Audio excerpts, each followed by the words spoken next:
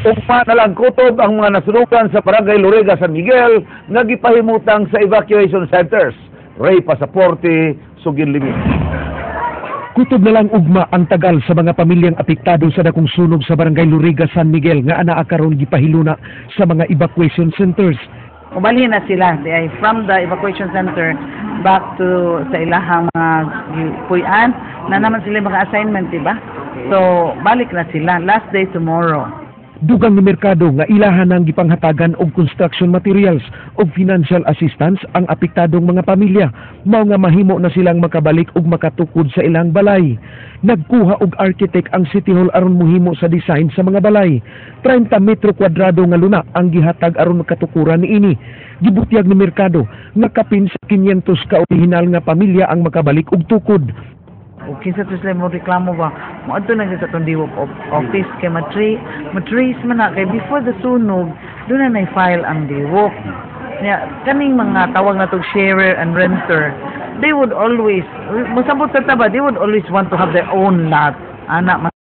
Pero ang problema lagi nga di man sad nato masud na sila tanan kay di man jud maalang. Giauhag ni merkado nga mangita na lang og laing kapuy-an kadtong mga nag-abang kay dili mahitabo nga makaangkon sila og luna sa dapit nga nasunugan. Ray Pasaporte, News 5. Nakiksigom si Mayor Michael Rama sa mga sakop sa DPWH ug sa tag-iya sa WC Construction nga mo'y nagkontrata sa nagpadayong rehabilitasyon sa Dalan S. Osmeña.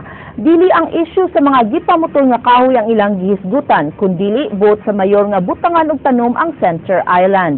Nasayran nga dunay-unay bag-ong Center Island ang maong dalan subay sa pagpadako niini. Gisuwayan sab sa pagkuhag reaksyon ang tag-iya sa WT Construction nga si Willie T bahin sa pagpamutol og pagkahanaw sa mga kahoy apan nagdumili kini sa pagtubag.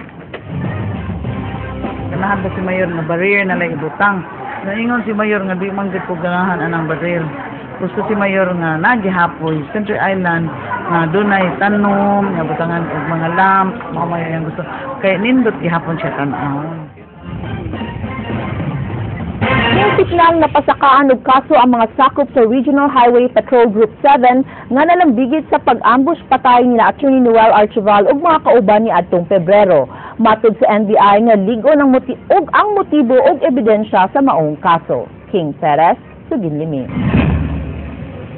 Uban si Barangay Talamban Councilor Nelson Archival gipasaka na sa NBI 7 ang mga kasong multiple and frustrated murder batok sa 5 ka mga sakop sa Regional Highway Patrol Group ug pipila ka mga jando nga mao'y akusado sa pagpamanhig patay kang Attorney Noel Archival ug mga kauban. Ang mga gikiha mao silang HPG 7 Regional Chief Senior Superintendent Romualdo Iglesia, HPG 7 Deputy Chief Inspector Eduardo Mara, pangu sa Special Operations Team Senior Inspector Joselito Lerion, ilang Chief Clerk nga si SPO4 Edwin Galan, o ang labing bagong suspect mao si PO1 Alex Bacani.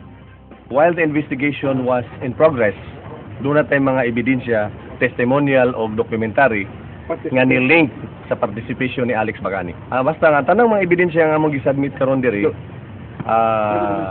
vital and reliable. 101%. We could say nga, this is the right track nga gisubay sa NBI o sa task force. At least, nagsugod na o kana na ang tuyok ang ligid sa hustisya. Gawa sa mga ebidensyang nakuha sa SITG Archival ug NBI 7, ligon kuno ang motibo sa pagpamanhig.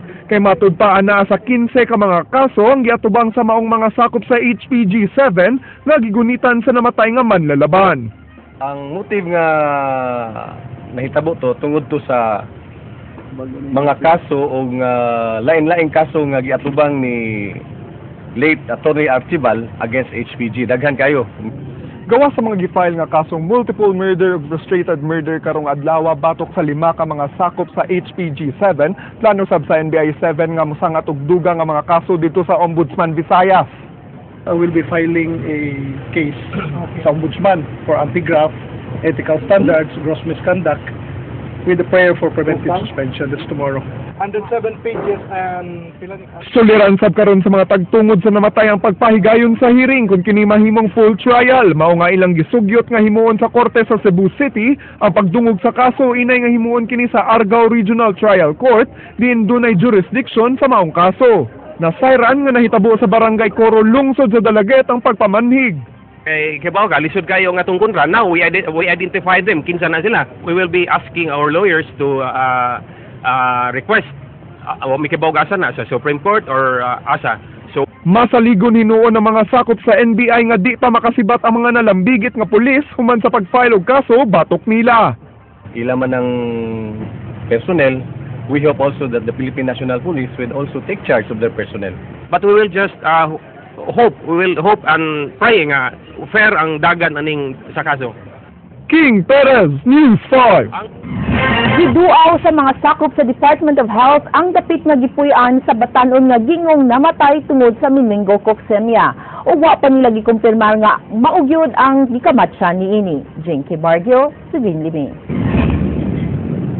Giklaro sa Department of Health nga dili pa kumpirmado nga meningococcemia ang gikamatyan sa 17 anyos nga lalaki sa Barangay Kanduman, Dakbayan sa Mandaue. Gibisita sa mga sakop sa DOH kaganiha ang gipuy-an sa namatay dungan sa paghatag og dugang tambal ngadto sa barangay. Bisan og suspected case lang ang gikamatyan sa mong batanon, daling ni aksyon ang mga barangay health workers sa lugar. Ang mga bata kay sirap, ang mga dagko kay tablet akong gipainom, 59 ka dagko, 29 ka bata ang akong gipainom og tambal alang Sabado judayon. Nabalaka si Maricel alang sa duha niya kagagmayng anak. At first gyud syempre magpanik gyud ka kay mininggo gud na dili sad na siya ingon nga kanang mag-relax lang ta, pero nabalaka oy nagud ko yung mga anak. Pipila ka mga silingan sa namatay gipabiya una sa ilang panimay tungod sa kabalaka nga matakdan. Ang tag-iya sa panimay nga giabangan sa batanon miauhag sa DOH nga mag-spray sa ilang dapit aron mahanaw ang makatakod nga kagaw. Hangyo lagi tata ko na pabumbahan diya ang kwarto. Kaya aron dili na kay sila mga hadlok ba kayo kanang kilid duha ka kilid na wanang puyo diha. Way nagpuyo sa kwarto nga gisak-an sa namatay, human mamauli sa lungsod sa Bourbon ang mga igsuon niini, samtang gipaabot pa sa DOH ang resulta sa 5 kaadlaw nga blood culture sa namatay. Jinky Bargio, News 5. Mao kadto naglangkob sa atong mga balita sa Action Bisaya karong adlaw, Martes, Abril 15 tuig 2014. Dili si Frank Balilong Jr. Mga istorya nga di lang kutob sa paghatod sa impormasyon. Musunod na ang Action Prime. Daghang salamat. Ako si Georgia Herrera. Tungod kay labaw pa sa balita, Action!